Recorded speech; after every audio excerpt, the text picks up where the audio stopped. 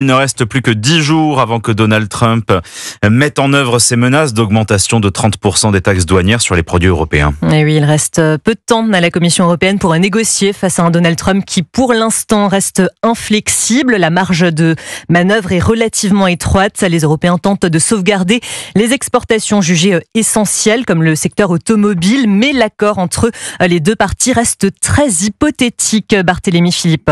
Oui, tout en préparant une riposte, la Commission européenne cherche toujours un accord qui limiterait les dégâts sur ces secteurs stratégiques.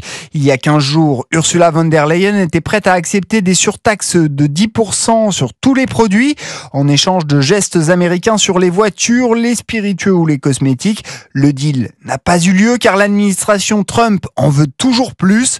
15 à 20% de tarifs pour l'Europe, même dans l'hypothèse d'un accord.